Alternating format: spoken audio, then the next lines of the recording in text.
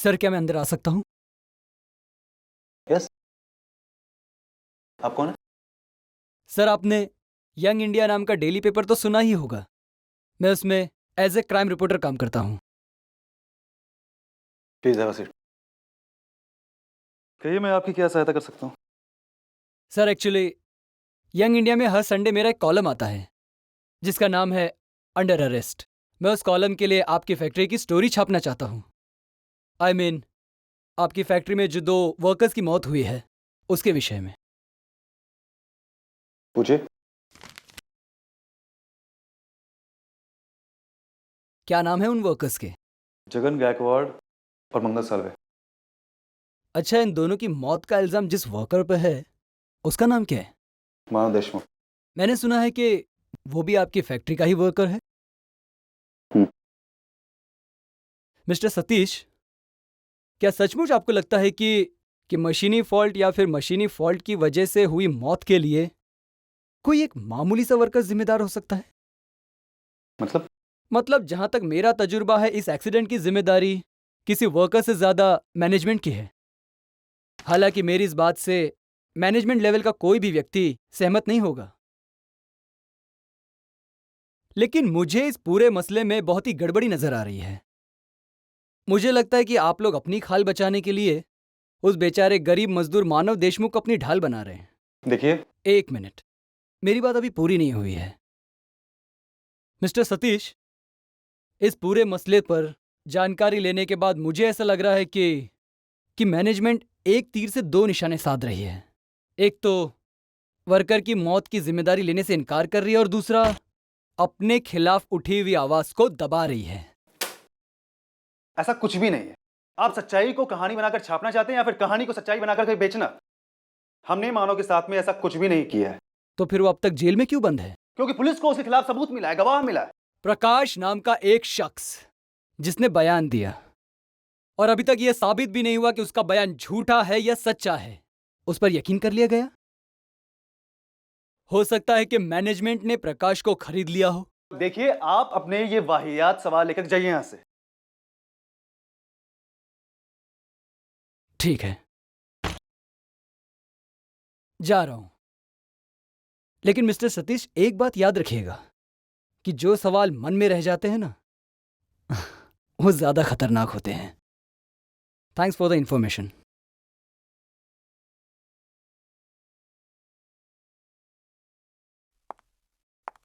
सतीश, हाँ बाबा।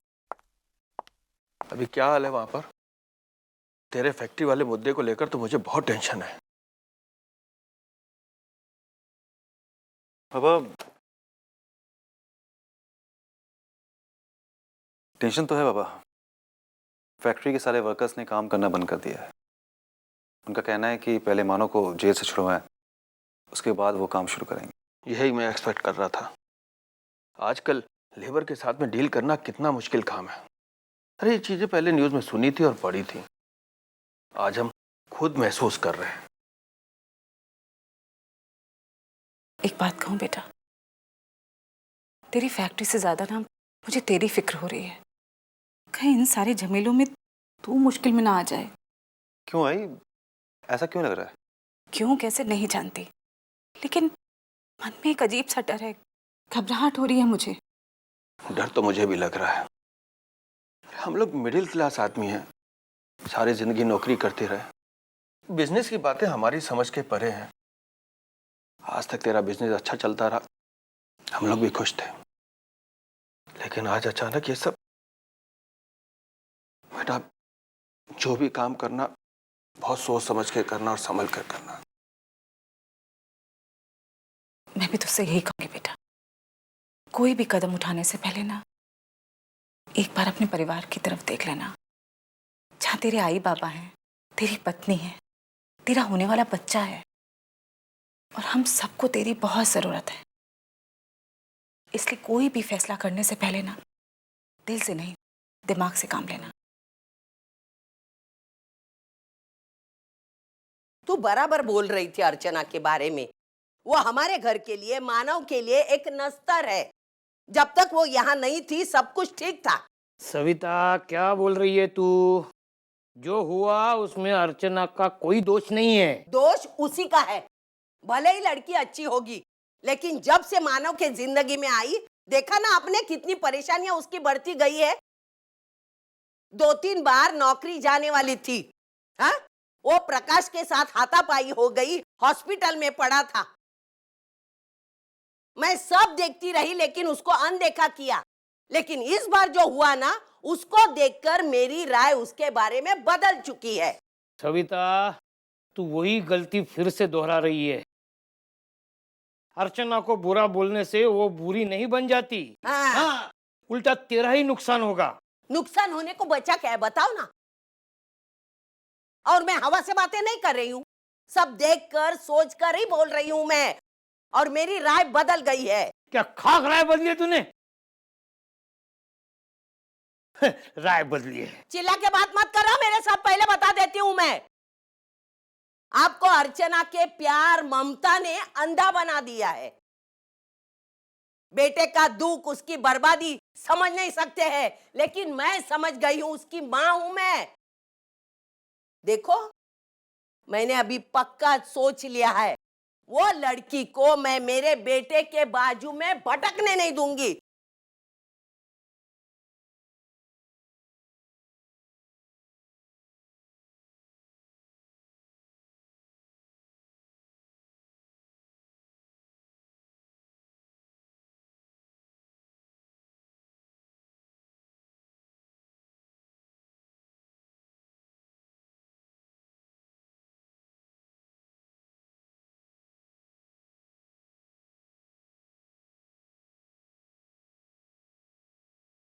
क्यों हत्या? अर्चना, तुम जानती हो ना कि जयवंत और उसके परिवार को बिल्कुल पसंद नहीं है, तो तुम्हारा इस तरह मुझसे मिलना फिर क्यों आती हो? मेरी जिंदगी में जो होना था वो हो गया। तो मैं नहीं चाहता कि मेरी वजह से तुम्हारी जिंदगी में कुछ बुरा हो। मानव, मेरे साथ जो बुरा होना था वो हो चुका। अब आगे कुछ और बुरा होने वाला है, इसके डर से मैं आपका साथ नहीं छोड़ सकती। लेकिन अर्चना, ये केस अब हमारे हाथ में नहीं है। तुम चाह के भी कुछ नहीं कर सकती हो, फिर क्यों अपने आप को तकलीफ दे रही हो? मानव, आप इस हालत में भी मेरी तकलीफ के बारे में सोच सकते हैं, तो फिर मैं आपकी तकलीफ के बारे में नहीं सोचूंगी क्या? मुझे कोई फर्क नहीं पड़ता कि दुनिया क्या सोचती। मैं सिर्फ इतना जानती हूँ कि हमारी आत्माएं आज भी एक दूसरे से जुड़ी हुई हैं और हमेशा रहेंगी। सब जानता हूँ अर्चना, लेकिन ये समाज नहीं समझता ये सब बात। मैं सब महसूस भी करता हूँ, लेकिन ये समाज महसूस नहीं कर सकता। और बदकिस्मती ये है कि हमें समाज में रहना है, इसलिए ये जो कहेंगे मुझे कोई फर्क नहीं पड़ता।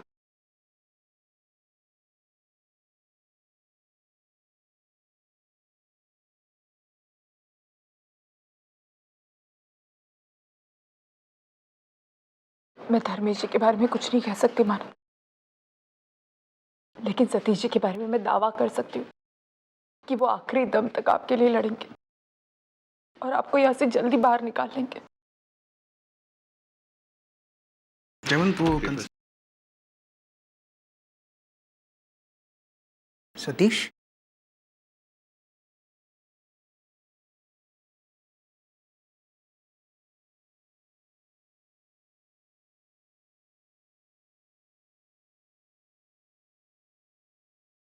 मैं डॉक्यूमेंट साइन करने के लिए तैयार हूँ।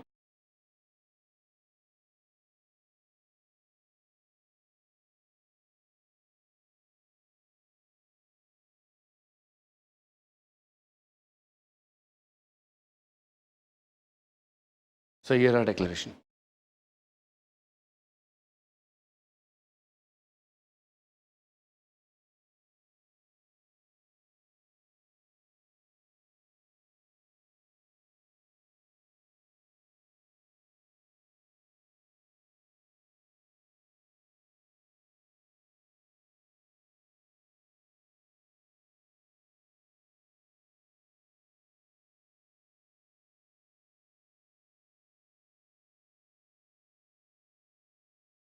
धर्मेश, मैं साइन तो कर रहा हूँ, लेकिन एक बात का ख्याल हमें रखना है।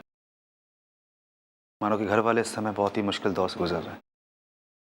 मानो कि गैर मौजूदगी में जो भी घर की जिम्मेदारी है वो हम पूरी करेंगे। सतीश, मैं तुमसे वादा करता हूँ, मानव के घर वालों का पूरा पूरा ख्याल रखा जाएगा। तुम ये साइन कर दो।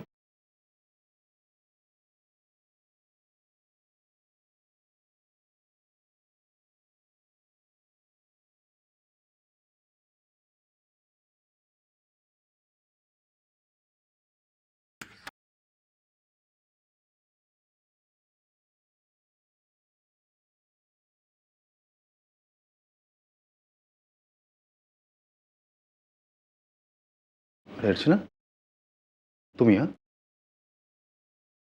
सतीश जी, मुझे आपसे कुछ बात करनी है मानव के बारे में।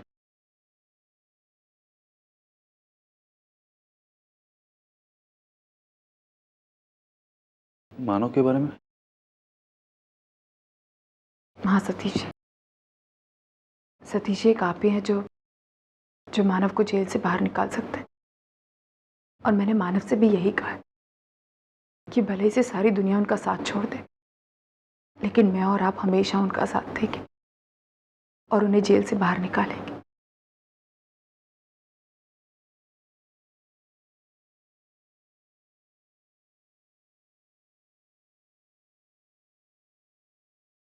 सतीश जी, आप तो जानते हैं ना कि मानव कितने ईमानदार हैं। वो अपने काम के साथ कभी गद्दारी नहीं कर सकते, लेकिन उसके बावजूद भी वो जेल में। मैं आपका ज़्यादा समय नहीं लूंगी, बस इतना कहना चाहती हूँ कि प्लीज़ मेरी मदद कीजिए मानव को छुड़ाने में, प्लीज़।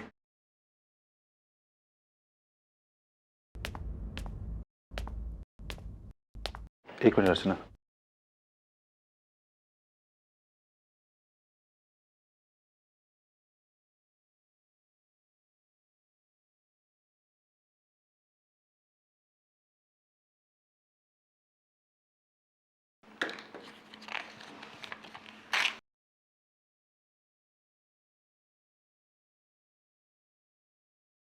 ये कंपनी की तरफ से कंपनसेशन है मानो की फैमिली के लिए।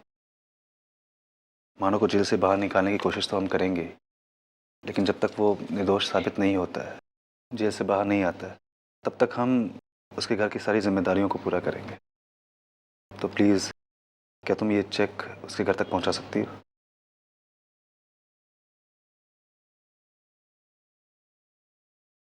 जरूर सतीश, मैं चेक देकर आती हूँ। Thank you Satish.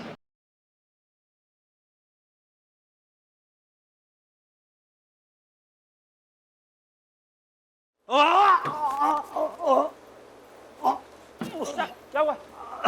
देख मुश्ताक, अब भी समय है, सुधर जा, वरना अगली बार वो मार खिलाऊंगा ना तो चलने फिरने के लायक नहीं रहेगा, समझा ना?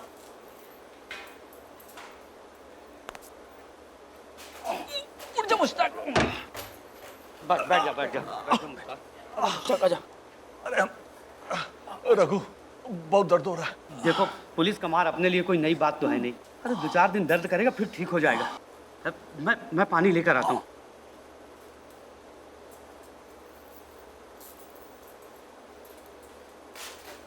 ये लो, सर पे बांध लो।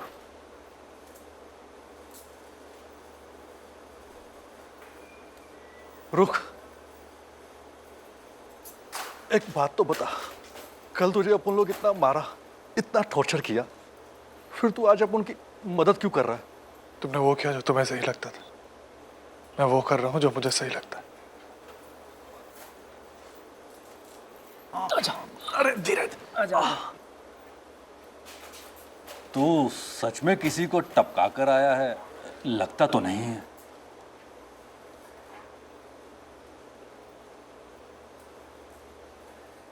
सविता ताई, मानव के बारे में उसकी छूटने का कोई आसार है? कुछ पता चला?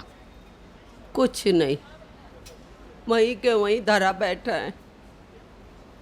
पता नहीं बप्पा के मन में क्या चल रहा है जो मानव की इतनी कठिन परीक्षा ले रहा है वो। पर ताई, आप चिंता मत करो, आज नहीं तो कल सच्चाई सामने आ ही जाएगी और मानव छूट जाएगा। अरे अर्चना,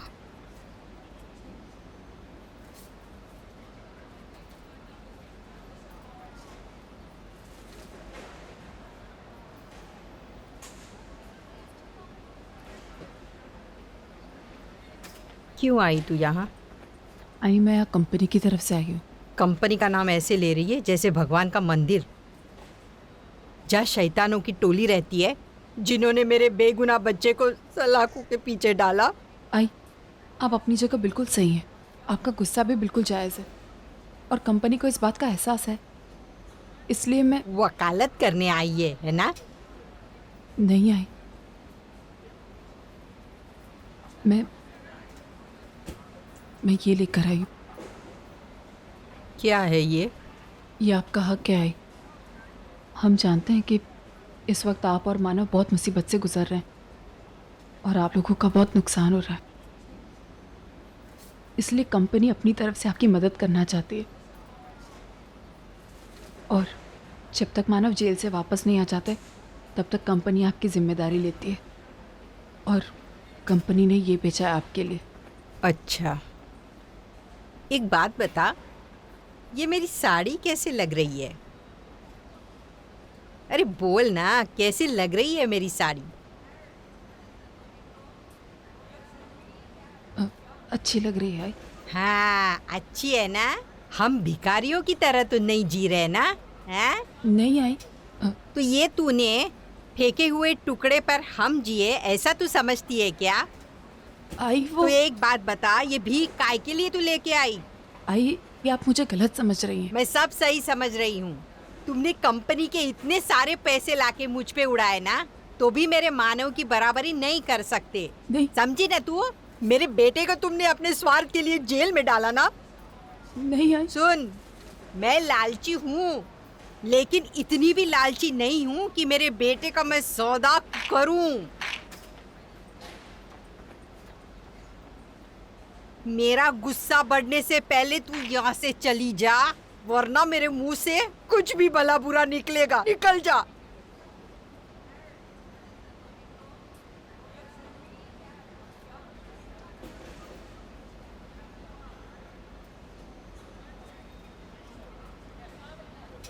थैंक यू, थैंक यू।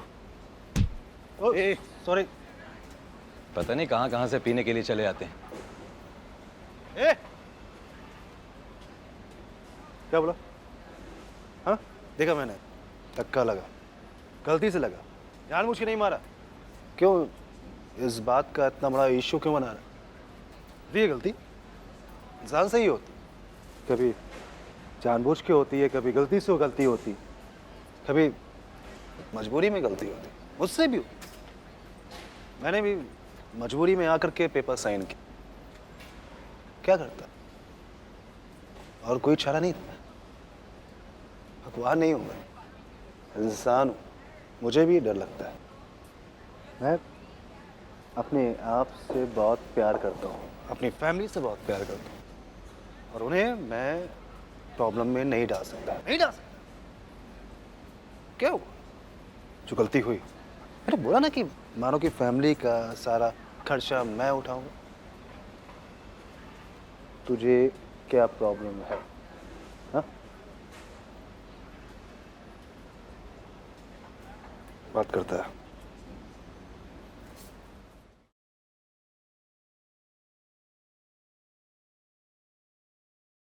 तू एकदम कमाल का लड़का है। पूछ क्यों?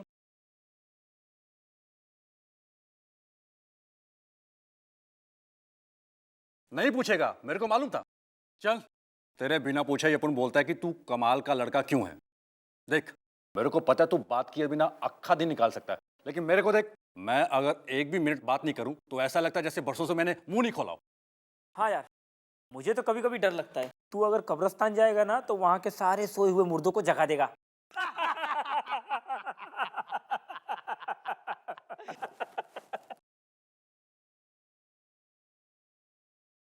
अरे यार, तेरे को हंसने से एलर्जी है क्या?